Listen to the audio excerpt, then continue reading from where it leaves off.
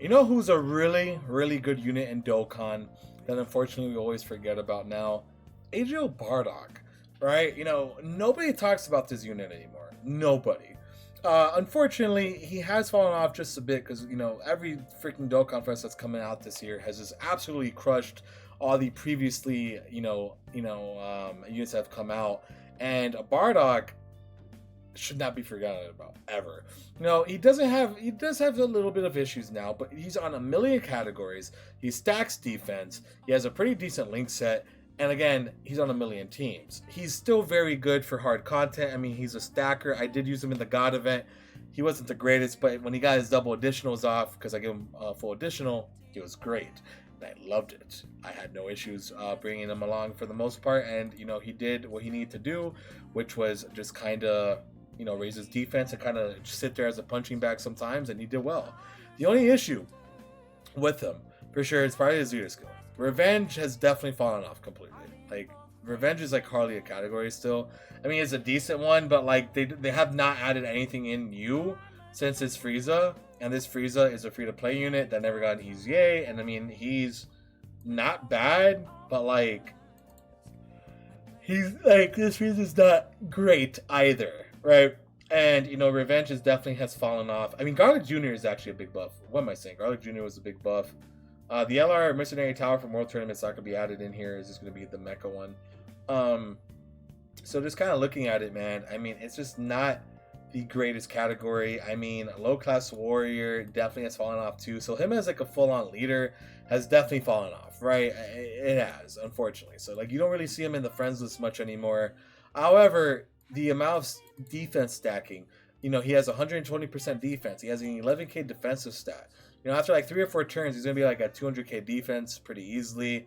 Category ally. He also gets effective against all types against Wicked Bloodline enemies, which is nice. The only issue is that we don't have a definitive Wicked Bloodline event for him to kind of trick out in.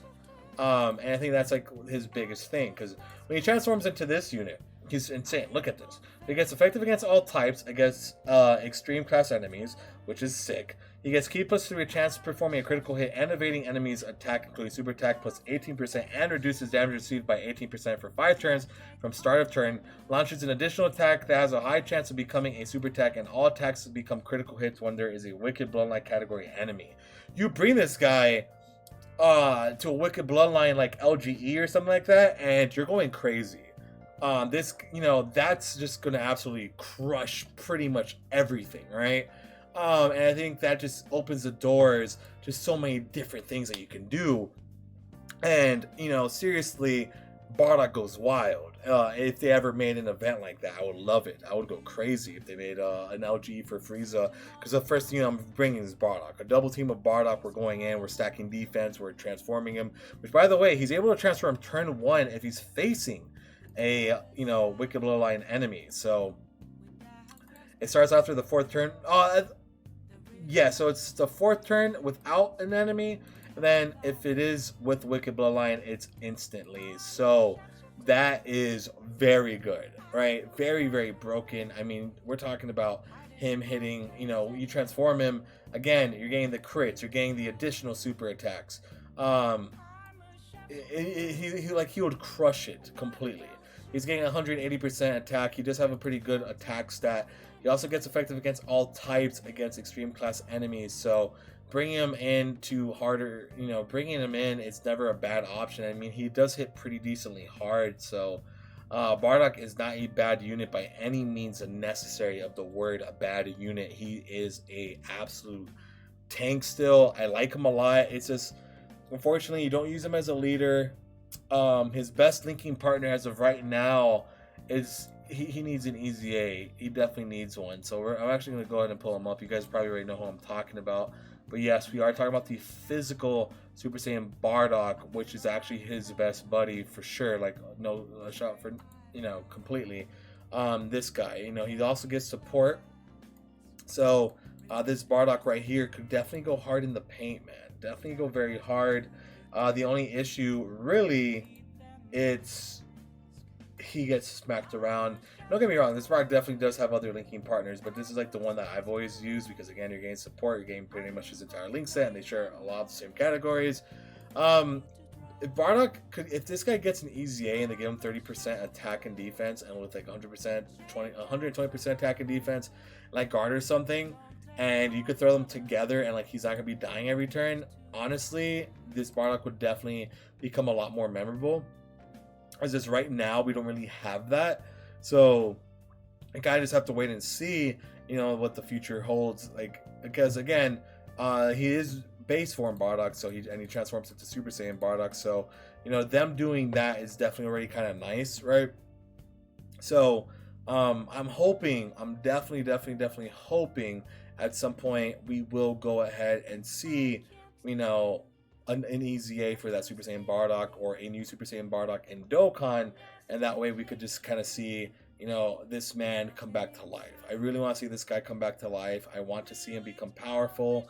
I want him to just go crazy, and he's definitely a very cool unit, man. Definitely a very cool, strong unit. Still, I mean, defense stacking is going to be great. I mean, overall, he's a very solid unit still.